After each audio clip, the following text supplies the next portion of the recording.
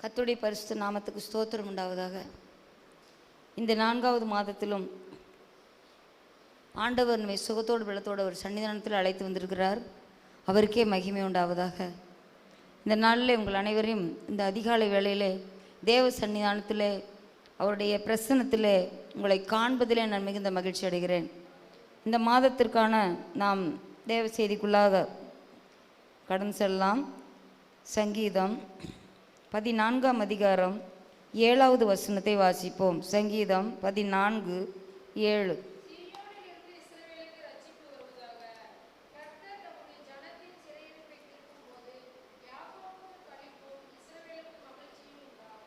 ஹல்லேலூயா.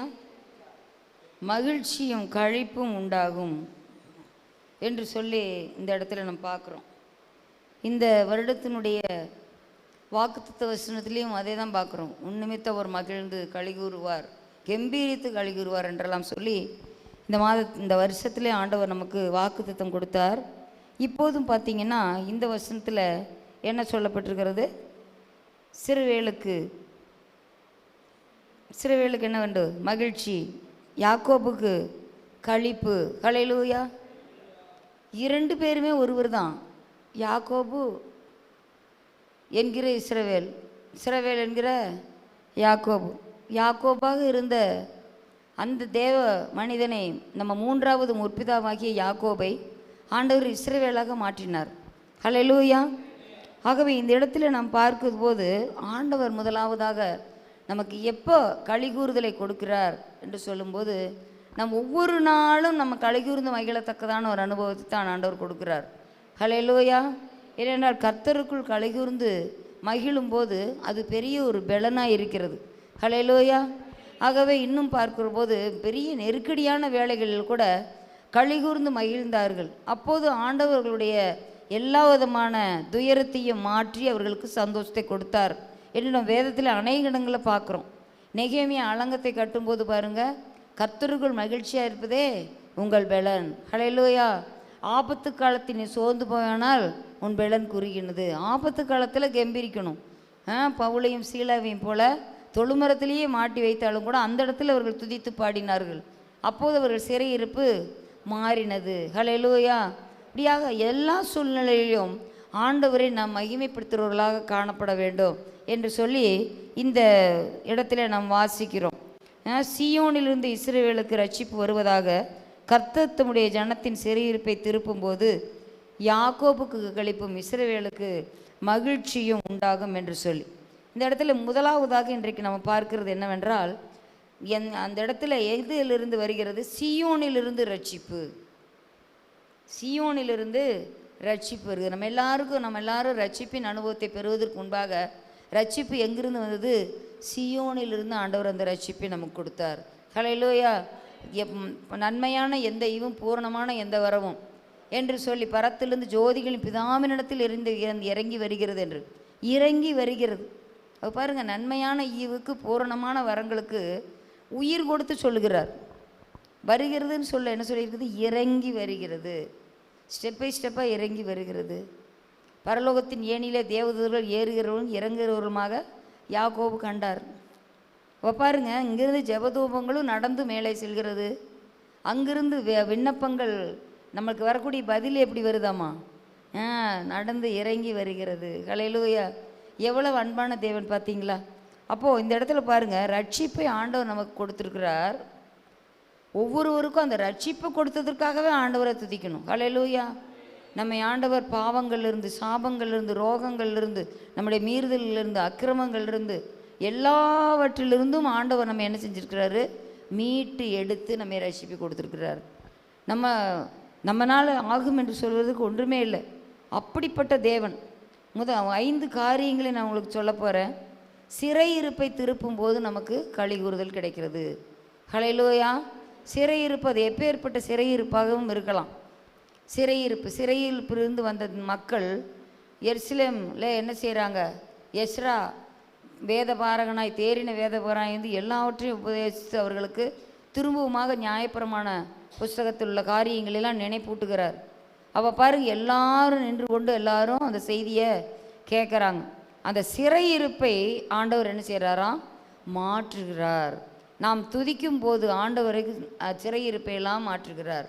அவ்வளோ 70 வருடம் கஷ்டப்பட்டு கொண்டு வந்த ஜனங்களை ஆண்டவர் மீட்டு திரும்பவும் அவருடைய வாக்குத்தத்தம் நிறைவேறும்படியாக அவரை அழைத்து கொண்டு வருகிறார். ஹல்லேலூயா. இப்போ பாருங்கள், நம்முடைய வாழ்க்கையிலும் கூட ஆண்டவர் தெற்கத்தி வெள்ளங்களை திருப்புவது போல திருப்பி கொண்டு வாரும் என்று சொல்லி நம்ம கேட்குறாங்க ஜெபத்தில். அப்படியாக எவ்வளவு பெரிய ஆள்களாக இருந்தாலும் சரி, சிறியவர்களாக இருந்தாலும் சரி, வாலிபர்களாக இருந்தாலும் சரி, சில வாழ்க்கையில் சில சிறையிருப்புகள், சில மனதின் சிறையிருப்பு வெளியே தெரியாது அந்த சிறையிருப்பு. ஆனால் நம்ம இதயத்தில் சில சிறையிருப்புகள் இருக்கலாம். கவலையினால், கஷ்டங்கள்னால, பாடுகள்னால. என்ன சிறையிருப்பு என்றால், அந்த சிறையிருப்பில் நம்ம அங்கேயும் இங்கேயும் நடக்க முடியாத சிறையிருப்பு கிடையாது. நம்மை துதிக்க முடியாது, ஜெபம் பண்ண முடியாது, பாடல் பாட முடியாது, ஒரு இடத்துல நல்ல முறையில் பேச முடியாது, ஒரு விடுதலை இல்லாத ஒரு உணர்வு இருக்கும். ஆவி, ஆத்மா, சரீரம் மூன்றுமே சோர்ந்து போகும். அப்படிப்பட்ட ஒரு சிறையிருப்பு சில நேரங்களில் நம் வாழ்க்கையில் கடந்து வருகிறது. ஆகவே ஆண்டவரிடத்தில் அதை நாம் சொல்லும்போது ஆண்டவர் என்ன செய்கிறாரு? சங்கிலிகள் தெரிபட ஆண்டவர் என்ன செய்கிறார்? உயிர்த்தெழுந்த ஆண்டவராய் இயேசு கிறிஸ்துவின் வல்லமை நம்ம வாழ்க்கையில் அந்த சிறையிருப்பை மாற்றுகிறது. ஹல்லேலூயா. நமக்கு சில சமயம் பார்த்திங்கன்னா அதிலிருந்து நம்ம விடுதலை ஆக முடியாது. ஆனால் ஆண்டவர் நம்ம வாழ்க்கையில் கடந்து வரும்போது தான் அந்த சங்கிலிகள் தெரிபடும். அந்த கற்கள் நம்மை விட்டு உருண்டு ஓடி செல்லும். நம்ம வெளியே நல்ல வல்லமையோடு எழும்பி வர முடியாதபடிக்கு அந்த கற்கள் ஒருவேளை நம் வாழ்க்கையில் இருக்கலாம். உயிர்த்தெழுந்த ஆண்டவராய் இயேசு கிறிஸ்து வெளியே வரும்போது அந்த கல் புரட்டப்பட்டது. ஹல்லேலூயா. அதுபோல் நம்முடைய வாழ்க்கையில் இருக்கக்கூடிய சிறையிருப்புகள் மாறும்போது நாம் மிகவும் வல்லமையாக எரிந்து பிரகாசிக்கிற விளக்காக, வல்லமையாய் ஜொலிக்கிற சூரியனை போல நாமும் இருப்போம். ஏன்னா ஆண்டவராய் இயேசு கிறிஸ்து நீதியின் சூரியன் என்றால் அவருடைய பிள்ளைகளாகிய நாமும் எப்படிப்பட்டவர்கள் தான்? குட்டி குட்டி சூரியன்கள் தான். ஹல்லேலூயா. நம் அனைவரும். ஏன்னா நான் உலகத்திற்கு ஒளியாக இருக்கிறேன் என்று சொன்ன ஆண்டவர் என்ன சொல்கிறார்? நீங்கள் உலகத்திற்கு வெளிச்சமாக இருக்கிறீர்கள் அப்படின்னு சொல்கிறார். அப்போ நாம் ஆண்டவர் நம்மை சிறையிருப்பிலிருந்து நம்மை திருப்பி இருக்கிறார் என்றால், மகிழ்ச்சியை தந்திருக்கிறார் என்றால், இதுபோல் இன்னும் கோடிக்கணக்கான ஜனங்கள் சிறையிருப்பில் இருக்கிறார்கள். அன்பில்லாமல், பாசம் இல்லாமல், பலவிதமான இக்கட்டுகளில், குடும்பத்தில், சபையில், சமுதாயத்தில், உறவுகள் மத்தியில், வேலை செய்யும் ஸ்தலத்தில் அநேக சிறையிருப்புகளில் வாடி தவித்து கொண்டிருக்கிறார்கள். அவர்களுக்கு நாம் விடுதலையின் சுவிசேஷத்தை, நம்ம வாழ்க்கையில் காணப்படக்கூடிய அந்த விடுதலையை பார்த்து, இந்த விடுதலை எனக்கு வேண்டும், பாவத்திலிருந்து விடுதலை, வியாதியிலிருந்து விடுதலை, ஆண்டவர் விடுதலை தருகிறார், விடுதலை விடுதலை விடுதலை பெற்றேன், விதவிதமாய் பாவத்திலே ஜீவித்த நானே என்று சொல்லி அழகான ஒரு பாடல் வரிகள் உண்டு. அது மாதிரி ஆண்டவர் சிறையிருப்பிலிருந்து நமக்கு ஒரு விடுதலையை தரும்போது இன்னும் அவரை துதிக்க ஆண்டவர் உதவி செய்கிறார். அப்போ ஆண்டவர் என்ன சொல்வார்? சீயோனே நீ கம்பீரி, கலிகூறு, கர்த்தர் உனக்கு என்ன செஞ்சிருக்கிறார்? நன்மை செய்தபடியால் அவரை நீ துதி என்று சொல்லி அந்த இடத்துல ஆண்டவர் நமக்கு சொல்லுவார். அடுத்தது பாருங்கள் என்ன சொல்லப்பட்டிருக்கிறது. ஏசாயா தீர்க்கதரிசி புஸ்தகம் 35வது அதிகாரம் 10வது வசனத்தை வாசிப்போம்.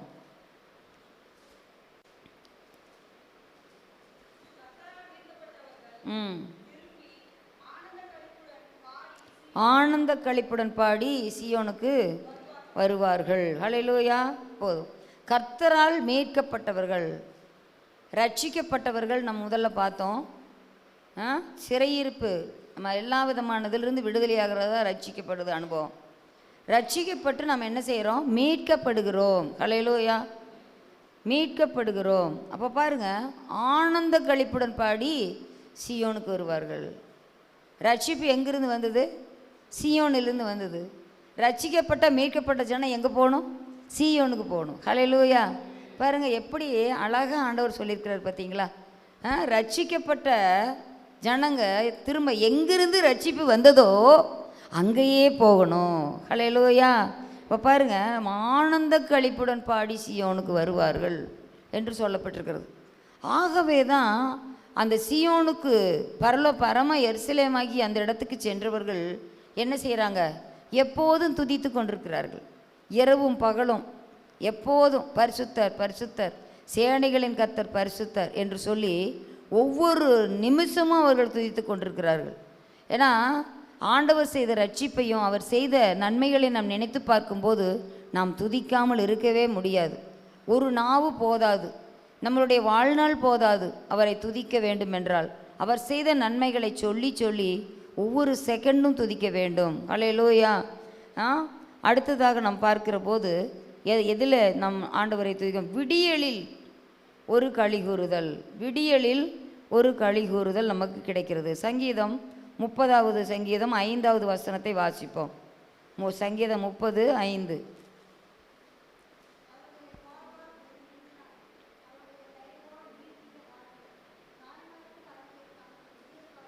விடியற் காலத்தில் களிப்புண்டாகும். ஹல்லேலூயா.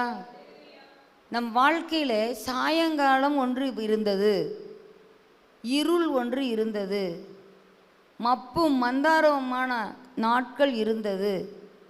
பாவத்திலையும் நம்ம மிகவும் உழன்று போய் இருந்த, விடுவிப்பார் யாருமில்லை என்று கலங்கி கொண்டிருந்த நேரங்கள், இருளின் நாட்கள். அந்த இருளில், பாவ இருளில் நாம் விழுந்து கிடந்த நம்மை ஆண்டவர் ஆச்சரியமான ஒளியின் இடத்துக்கு வரவழைத்திருக்கிறார். ஹல்லேலூயா. ஹல்லேலூயா. ஆண்டவர் பாருங்க, நம்ம அந்த விடியலில் ஒரு சந்தோஷம் நமக்கு கிடைக்குது. சாயங்காலத்தில் அழுகை தங்கும், விடியற் காலத்திலோ களிப்பு உண்டாகும். ஹல்லேலூயா. ஒவ்வொரு நாளும் புதிய புதிய கிருபையை, புதிய மகிழ்ச்சி தர்றார். ஒரு நாள் கொடுத்த களிகூறுதல் நம் வாழ்நாள் முழுவதும் அல்ல. ஒரு நாள் கொடுக்குற கிஃப்ட் அவ்வளோதான். இந்த கிஃப்ட்டை நீங்கள் வச்சுக்கணும். ஒரு தடவை நம்ம ஒரு டிகிரி வாங்குகிறோம்னா அந்த அந்த பட்டமே நம்ம வாழ்நாள் முழுவதும் அதே தான். புதுசாக ஒவ்வொரு நாளும் யாரும் பட்டம் அளிப்பு கொடுக்கறதில்ல. நம்ம ஆண்டவராக இயேசு கிறிஸ்து ஒவ்வொரு நாள் காலை வேளையிலும் புதிதான விடியலை நமக்கு தருகிறார். ஹல்லேலூயா. இன்றைக்கு ஒரு வியாபாரி எடுத்துக்கொள்வோம், ஒரு தொழில் செய்கிறவர்களை, வேலைக்கு போகிறவங்களை எடுப்போம். அவங்க நைட் படுக்கும்போது அப்படியே, ஏசப்பா காப்பாற்றுனீங்க, இந்த நாள் முழுவதும் எனக்கு இப்போ கை காலுக்கு பலனை கொடுத்தீங்க, நாளைக்கு பொழுது எப்படி விடியுமோ, நாளைக்கு பொழுது எப்படி விடியுமோ அப்படின்னு சொல்லிட்டு ஒரு அங்கலாய்ப்போடு தான் அவங்க இருக்கிறத பார்க்குறோம். ஒவ்வொரு நாளும் அங்கும் இங்கும் நம் செய்திகளை கேட்கும்போது இயற்கை பேரழிவுகளால் நம்ம அண்டைய நாடுகளில் எவ்வளோ கஷ்டம். மியான்மரில் எல்லாம் நினச்சி பாருங்கள். அவங்க நினச்சி பார்த்துருப்பாங்களா அவங்க வாழ்க்கையில் இப்படி வரும்னு? அதுக்காக அவங்க பாவிகள், நம்ம பரிசுத்தவான்கள் அப்படின்லாம் சொல்ல முடியாது. ஆண்டவர் பாருங்க, அப்போ ஒவ்வொரு செகண்டும், அடுத்த செகண்ட் என்ன நடக்குமோ தெரியாது. நம்ம இப்படி உட்காந்துருக்குறோம், அடுத்த செகண்ட் நம்மளுக்கு எப்படி வரும்னு தெரியாது. கடற்கரையே இல்லை, நம்ம பக்கத்தில் ஒரு சுனாமி நமக்கு வர்றதுக்கு சான்ஸே இல்லை அப்படின்னு நம்ம நினைக்க முடியாது. கடலே இல்லாத ஊர்லாம் வானம் அப்படியே என்ன ஆயிடுச்சு, தண்டர் பிளாஸ்ட் அப்படின்னு சொல்கிற இது எவ்வளோ நஷ்டங்கள் உண்டாச்சு. அது மாதிரி ஆண்டவர் நம்ம வாழ்க்கையில் விடியல் மிகவும் முக்கியம். அவர் தான் நமக்கு விடியல். அவர் தான் நம்ம வாழ்க்கையை, பொழுதை நம்ம சந்தோஷமாக கழிக்க முடியும். அவருக்குள்ளாக நாம் கழிகூறும்போது நித்தம் நித்தம் ஒவ்வொரு நாளும் ஆண்டவர் நம்மை சுகமாய் நடத்துவார். ஹல்லேலூயா.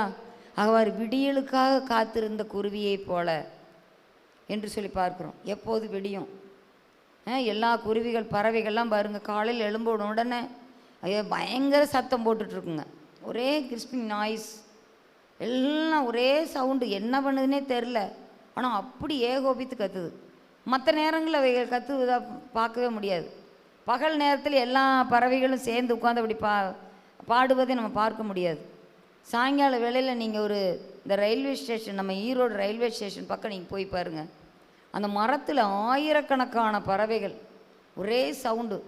அந்த இடத்துல எவ்வளவோ மக்கள், வாகனங்கள் எல்லாம் சென்று கொண்டிருந்தாலும் அந்த சத்தத்தை காட்டிலும் அதிகமான சத்தம். எல்லாம் ஆண்டவரை துதிக்கிறது, எல்லாம் மகிமைப்படுத்துகிறது. அதுபோல் காலையில் எழுந்தவுடன் அதை மகிமைப்படுத்துகிறது. இதை கீச் கீச் என்று சிட்டு கிளைகளில் கூவுது, வாசம் மலர் மலருது, என் மனம் மகிழுது அப்படின்னு சொல்லிட்டு அழகாக ஒரு பாடல் உண்டு. கீச்சு கீச்சென்று சிட்டு கிளைகளில் கூவுது, கீச்சு கீச்சென்று சிட்டு கிளைகளில் கூவுது, வாசமலர் மலருது கருத்துடனே காலமே தேவு பஜி, அருணோதயம் காலமே தேவு பஜி என்று சொல்லி அழகான ஒரு பாடல் உண்டு. ஆகவே நம் வாழ்க்கையில் எந்த இருள் காணப்பட்டாலும் சரி, ஆண்டவரே என் வாழ்க்கையில் இந்த மாதத்தில் ஒரு விடியல் வரட்டும்ப்பா, இந்த 4வது மாதத்தில் ஒரு விடியல் வரட்டும். நான் பகலுக்குரியவள், நான் இரவுக்குரியவன் அல்ல. என் வாழ்க்கையில் எந்த ஒரு மேகமும் வந்துவிடக்கூடாது, இருளான மேகங்கள் வந்து விடக்கூடாது. மகிமையின் மேகம் என்னை மூடட்டும் ஆண்டவரே என்று சொல்லி நாம் ஆண்டவரிடத்தில் நாம் கேட்க வேண்டும். ஹல்லேலூயா. அடுத்ததாக நம்ம பார்க்குறோம், புலம்பல் ஆனந்தமாக மாறும்போது நமக்கு களிப்புண்டாகும். நம் புலம்பலை ஆனந்த களிப்பாக மாற்றுகிறார். ஹல்லேலூயா. இதில் பார்த்தீங்கன்னா நம்ம அண்ணாள் சிஸ்டர் பார்க்குறோம். அவங்க என்ன செஞ்சாங்களாம், குழந்தை பாக்கியம் இல்லை, அந்த இடத்துல தேவாலயத்தில் அப்படியே தன் இருதயத்தை ஊற்றி போடுறாங்க. அப்போது அவங்களுக்கு வாக்கு கிடைக்கிறது. அந்த ஆசாரியன் நீ போ, உன் வேண்டுதல் கேட்கப்பட்டதுன்னு சொன்னோன்னையும் அதற்கப்புறம் ஒரு துக்கமுகமாகவே இல்லை என்று சொல்லி பார்க்குறோம்.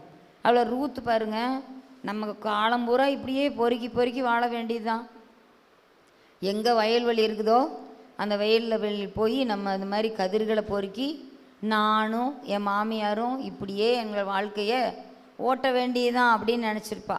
இந்த மாதிரிலாம் அவளுக்கு திரும்ப போவாஸ் தன் வாழ்க்கையில் மணவாளனாக வருவார், தாவீதின் வம்சம் அவளுடைய வாழ்க்கையில் கடந்து வரும் என்பதெல்லாம் அவன் நினச்சி கூட பார்த்துருக்க மாட்டான். இப்போ பாருங்கள், அவங்க வாழ்க்கையில் அவங்க ஒவ்வொரு நாளும் அவளுக்கு எவ்வளோ ஒரு கவலை இருந்திருக்கும், கண்ணீர் இருந்திருக்கும் நினச்சி பாருங்கள். ஏன்னா எல்லாரும் என்ன பாவம் செஞ்சாலோ, இவள் வாழ்க்கை இந்த சின்ன வயசுலேயே இப்படி ஆகிப்போச்சு, என்ன இவங்க ஆண்டவருக்கு விரோதமாக பண்ணாங்களோ, இவங்க வாழ்க்கை இப்படி நிறைவாக போனாங்க, இப்போ மோவாபிலிருந்து குறைவாக வந்திருக்கிறாங்க. அந்த அம்மாவே சொல்கிறாங்க, சர்வ வல்லவர் எனக்கு கசப்பை கொடுத்துட்டாரு, எல்லாரும் நீ நகோமின்னு சொல்லாதீங்க அப்படிங்கிறாங்க. அப்போ எவ்வளோ ஒரு கஷ்டம். அப்போ அவங்க வாழ்க்கையில் ஓபேத் வந்தான். ஹல்லேலூயா. ஓபேத் பிறந்த உடனே நகோமி சொல்கிறா சந்தோஷமாக, அந்த ஏலத்தால் சொல்கிறாங்க நகோமிக்கு ஆண் குழந்தை பிறந்திருக்குதுன்னு சொல்கிறாங்க. ஹல்லேலூயா. எவ்வளோ சந்தோஷம். ஆண்டவர் அத்தனை புலம்பலையும் ஆனந்த களிப்பாக மாற்றினார். ஹல்லேலூயா. எவ்வளோ ஒரு நல்ல தேவன் பாருங்க. எஸ்தர் அவங்க வாழ்க்கையில் எல்லாம் சூசான் நகரமே கலங்கும்படியான பெரியதொரு சட்டம் வந்துருச்சு, எல்லாரையும் அழிக்கணும் அப்படின்னு. நாள் குறிக்கப்பட்டு விட்டது, எல்லாரும் புலம்பலும் அழுகையுமா இருக்கிறது. ஆனால் அந்த நேரத்தில் ஆண்டவர் சூசான் நகரம் கலங்கிற்று என்று சொல்லி பார்க்குறோம். ஆனால் அப்படிப்பட்ட அந்த நேரத்தில் மொர்தெகாயும் மற்ற ஜனங்கள் எல்லாரும் ஜெபம் பண்ணுறாங்க. இந்தம்மா ராஜாவினிடத்தில் போய் பேசுவதற்காக இவளும் தாதிமாரு 3 நாள் உபவாசம் இருந்து ஜெபம் பண்ணுறாங்க. ஆண்டவர் எல்லா சிறையிருப்பையும் மாற்றிட்டார். யாருக்காக தூக்குமரம் செய்யப்பட்டதோ அதே தூக்குமரத்தில் அவன் தூக்கிலிடப்பட்டான். யாருக்காக அதான் அவர்கள் வைத்த வழியிலே அவர்களே அகப்பட்டார்கள். பார்த்தீங்களா? அப்போ ஆண்டவர் பாருங்கள் எவ்வளோ பெரிய அற்புதத்தை ஒரு வாழ்க்கையில் செய்தார். கண்ணீர் எல்லாம் களிப்பாய் மாறினது, சூசான் நகரம் கலங்கினது என்ற வசனம் பின்னால் நம்ம பார்க்குறோம். அது மகிழ்ச்சியும் அது மிகவும் சந்தோஷமாக அந்த நகரம் கலிகூர்ந்தது என்று சொல்லி பார்க்குறோம். ஹல்லேலூயா.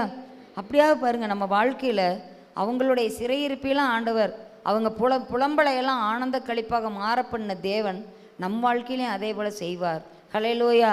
அதே போல் எகிப்திலிருந்து எபிரேயர்கள் இஸ்ரவேலர்கள் புறப்பட்டு வந்தாங்க. எவ்வளோ கஷ்டம், 430 வருஷம் அவர்களுடைய புலம்பல், அங்கலாய்ப்பு, அவருடைய கூக்குரல் எல்லாம் தேவ சந்நிதியில் போய் எட்டுச்சு, வானத்தில் போய் எட்டுச்சு. அப்போ எல்லாமே அங்கே பார்க்கிற போது அந்த இடத்துல ஆண்டவர் அந்த இடத்துல ரட்சகனை எழுப்பி அந்த இடத்துல அவர்களுக்கு விடுதலை தந்தார். ஹல்லேலூயா. அவர்கள் மிகவும் சந்தோஷத்தோடு அந்த இடத்துல இருந்து புறப்படுகிறாங்க. அப்போ பாருங்கள், அந்த இடத்துல புலம்பல் ஆனந்தமாக மாறும்போது களிப்பு உண்டாகிறது. ஆகவே இந்த புதிய ஆண்டிலும் கூட இந்த 2025 ஆண்டில் 3 மாதங்களை கடந்திருக்கிறோம். இன்னுமே ஆண்டவரே என் வாழ்க்கையில் சில புலம்பல்கள் இருக்கிறது ஆண்டவரே. இன்னும் சில வாழ்க்கையில் என்னுடைய வாழ்க்கையில் அவ்வப்போது வந்து மாறா என் வாழ்க்கையில் எட்டி எட்டி பார்க்கிறது ஆண்டவரே. அந்த மாறா என்னை பயமுறுத்துகிறது. இந்த மாறா என் வாழ்க்கையை முழுவதும் கசப்பாக்கி விடுமோ என்று எனக்கு பயமாக இருக்கிறது என்று சொல்லி நினைத்து கொண்டிருக்கிறீர்களா? நமக்காக சிலுவை மரம் உண்டு. அன்றுக்கு மாறாவை மதுரமாக மாற்ற ஒரு மரம் வெட்டப்பட்டு அந்த தண்ணீரில் போடப்பட்ட போது மதுரமாக மாறினது. அதுபோல் மேரிபாவின் தண்ணீர்களில் ஆண்டவர் அந்த அற்புதத்தை செய்தார் என்றால் நம்முடைய வாழ்க்கையிலும் அதே போல் சிலுவை மரத்தை நம் வாழ்க்கையில் கொண்டு வந்து போடுவோம். ஹல்லேலூயா. ஆண்டவரே, இந்த சிலுவையே நல்மரமே, உம்முடைய நிழலில் நான் வாழ்கிறேன் ஆண்டவரே. என்னுடைய வாழ்க்கையில் நீ இருக்கும்போது என்னுடைய வாழ்க்கையில் எந்த கசப்புகளும் இல்லை, எல்லாமே மாறும், எல்லாமே மாறும் என்று சொல்லி நாம் ஆண்டவர் சமூகத்தில் நம்ம அர்ப்பணிக்கும் போது நம் புலம்பலெல்லாம் ஆனந்தமாக மாறும்போது நாம் எப்போதும் சந்தோஷத்து கழிவுறலாம். ஹல்லேலூயா. அதே போல் இன்னும் நம்ம பார்க்கும்போது லூக்கா சுவிசேஷம் 1:44 வாசிப்போம். 1ஆம் அதிகாரம் 44, 47 இந்த 2 வசனங்களை வாசிப்போம்.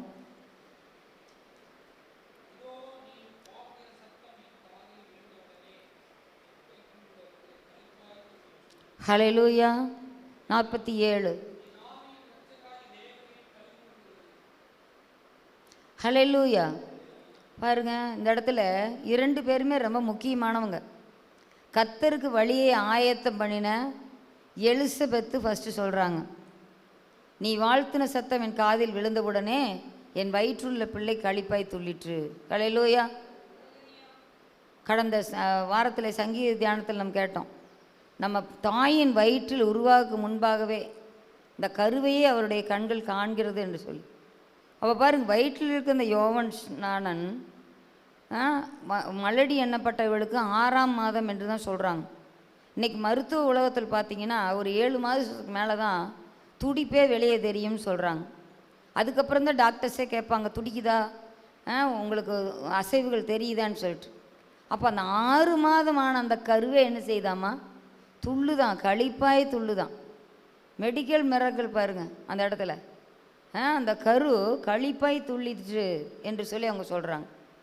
அதே போல் இன்னும் பார்க்குறோம், அவங்க களிப்பு அடையிறதுக்கு முன்பாக அந்த கரு களிப்பாய் துள்ளுது. ஹல்லேலூயா. என் ஆண்டவனுடைய தாயார் என்னிடத்தில் வந்தது எனக்கு எதனால் கிடைத்ததுங்கிறாங்க. அப்போது அந்த இவங்க வயிற்றில் வளர்ந்துக்கிட்டு இருக்கிற இயேசு பாலன், இயேசுவாகி அந்த கரு அவங்க வீட்டுக்கு போகும்போது பார்த்திங்கன்னா அது வரைக்கும் அவங்களுடைய உறவின் மறையாக தான் இருந்தா மரியாள். இப்போ எப்படி சொல்கிறாங்க, என் ஆண்டவனுடைய தாயார். ஹல்லேலூயா. பாருங்கள், அவ்வளோ வயதானவங்க எலிசபெத்து.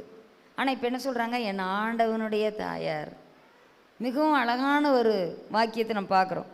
என் ஆவி கர்த்தராய் தேவனுக்குள் களிகூறுகிறது. பாருங்கள், நம்ம வாழ்க்கையில் ஆண்டவர் நம் வாழ்க்கையில் கடந்து வரும்போது நமக்கு களிகூறுதல் தான் இருக்கும். ஆண்டவரை சுமக்கும்போது களிகூறுதல் தான் இருக்கும். ஆண்டவரை சுமந்து நாம் செல்லும்போது நமக்கு களிகூறுதல் தான் இருக்கும். நம்மை காணும் போதே, நாம் பேசும்போதே அதை கேட்கிறவர்கள் களிகூறுவார்கள். ஹல்லேலூயா. அப்போது ஆவியால் நிரப்பப்படும் போது ஒரு களிகூறுதல். ஹல்லேலூயா.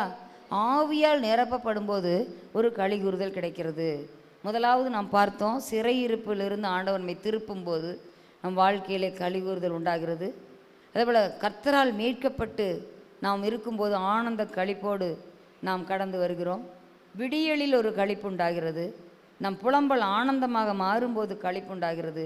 ஆவியில் நிரப்பப்படும் போது நமக்கு களிப்பு உண்டாகிறது என்று சொல்லி பார்க்குறோம். ஏசாயா 35:1-2 கூட பார்த்திங்கன்னா, வறண்ட வாழ்வு வளமாகும் போது களிப்பு உண்டாகிறது. நம் வெட்டாந்தரையான வாழ்க்கை வயல் வெளியாகும்போது களிப்பு உண்டாகிறது. சாதாரண ஒரு புல்வெளி புஷ்பமாக மாறும்போது களிப்பு உண்டாகிறது. ஹல்லேலூயா. அதில் பார்க்குற வனாந்தரம் மகிழும், கடுவெளி கழிக்கும், புஷ்பத்தை போல செழிக்கும், வெட்டாந்தரை ஊற்றாகும், கடுவெளி ஆறாகும் என்றெல்லாம் அதில் நல்லா சொல்லப்பட்டிருக்கிறது. அப்போ எதெல்லாம் மாறுதான், வறண்ட வாழ்வு வளமாகிறது, வெட்டாந்தரை வயல்வெளியாகிறது, புல்வெளி புஷ்பமாகிறது. ஹல்லேலூயா. அப்போ இந்த மாதிரியான காரியங்கள் நம் வாழ்க்கையில் இருக்க வேண்டும். இன்னும் நம்ம பார்க்குற போது என்ன சொல்லுக்குதுன்னா, தாவீது சொல்லுகிற போது அவர் மிகவும் அழகாக சொல்கிறார், கர்த்தரை எனக்கு முன்பாக எப்போதும் முன்பாக நிறுத்தி நோக்கி கொண்டிருக்கிறேன், அவர் என் வலது பாசத்தில் இருக்கிறபடியால் நான் என்ன செய்வதில்லை, அசைக்கப்படுவதில்லை அப்படின்னு சொல்கிறார். ஹல்லேலூயா. அப்போ பாருங்கள், அதனாலே சங்கீதம் 31:21 நம்ம வாசிக்கிறோம். அதனாலே என்று சொல்லி அதுக்கு அடுத்த வசனம் துவங்குது. எப்போதும் யாரை நம்ம முன்னால் நிறுத்தி இருக்கணும், நம்ம முன்னால் எப்போதும் செல்ஃபோனு, டிவி அதெல்லாம் முன்னால் இருந்துன்னா நமக்கு என்ன கிடைக்காது, கடைசியில் சஞ்சலமும் துக்கமும் வருத்தமும் தான். பார்க்குற வரைக்கும் சந்தோஷமாக இருக்கும், அதுக்கு முன்னால் என்ன வரும், வருத்தம். ஹல்லேலூயா. இப்போ நமக்கு முன்பாக எப்போவுமே எதையும் நம்ம யாரை நோக்கி வச்சுருக்கணும்? கர்த்தரை நோக்கி வச்சுருக்கணும். பாருங்கள், பெரிய ராஜா அவரே சொல்கிறார். அப்புறம் என்ன, எங்கே இருக்கிறாராம் ஆண்டவர்? வலது பக்கத்தில் இருக்கிறாரு. இப்போ இந்த மாதம் முழுவதும் நம்ம ஆண்டவரை எங்கே வச்சுருக்கணும்? நமக்கு முன்பாக வைத்திருக்க வேண்டும். ஹல்லேலூயா. நம்மளது வலது பாசத்தில் இருக்கணும். அப்போ நம்ம அசைக்கப்படுவதில்லை. அதனாலே என்ன சொல்லியிருக்குது? இருதயம் மகிழ்ச்சி ஆகிறது, என் நாவு கழியுறுகிறது, என் மாம்சத்தில் நம்பிக்கை. இன்னும் 51:8 பார்க்குறோம், என் எலும்புகள் அவருக்குள் கழியுறுகிறது என்று சொல்லி நம்ம இந்த இடத்துல பார்க்குறோம். பரலோகத்தில் மீட்கப்பட்டவர்கள் கழிவுறுகிறார்கள். அப்போஸ்தலர் 2:26 வாசிப்போம். அப்போஸ்தலர் 2:26.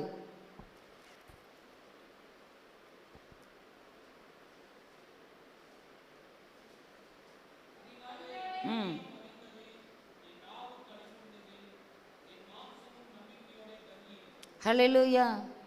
தாவீது சொன்ன இந்த இல்லஸ்ட்ரேஷனை இந்த இடத்துல அவர்கள் சொல்லுகிறார்கள். இப்படி நம்ம தாவீது இந்த வசனங்களை சொல்லுகிறான் என்று சொல்லி, அதனாலே என் இருதய மகிழ்ச்சி. நம்ம இருதயத்தில் என்ன இருக்குது?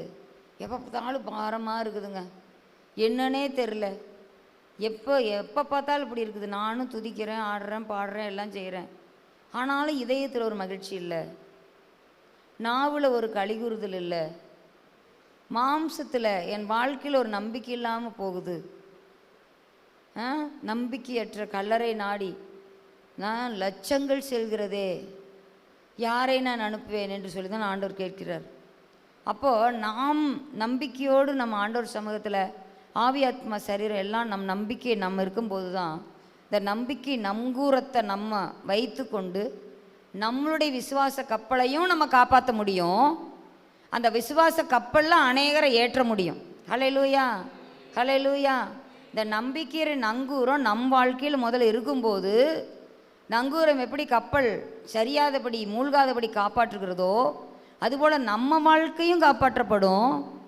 நாம் எங்கெங்கெல்லாம் ஆண்டவருக்கு சத்தியத்தை அறிவிக்கிறோமோ அவர்கள் எல்லாரும் அந்த கப்பலில் அமர்ந்து அவர்களும் என்ன செய்வாங்க? சந்தோஷமாக இருப்பாங்க. ஹல்லேலூயா. அப்படியாக ஆண்டவர் இந்த நாட்களில் நம்மை ஆசீர்வதித்து வருகிறார். இதுவரைக்கும் நம்ம இப்படிப்பட்ட ஒரு காரியம் நம்ம வாழ்க்கையில் இல்லாமல் இருந்திருக்குமானால், ஆண்டவரே இந்த மாதத்தில் நான் எப்போதும் உம்மை மாத்திரம் நோக்கி கொண்டிருப்பேன். ஆண்டவரே, நீர் தான் என்னை காக்கும் கேடகம், நீர் தான் என் தலையை நிமிரச் செய்கிறவர், நீர் தான் என்னை உயர்த்தினவர், என்னை தூக்கி எடுத்தவர், எனக்கு எல்லா வகையிலும் என்னை நடத்தினவர்.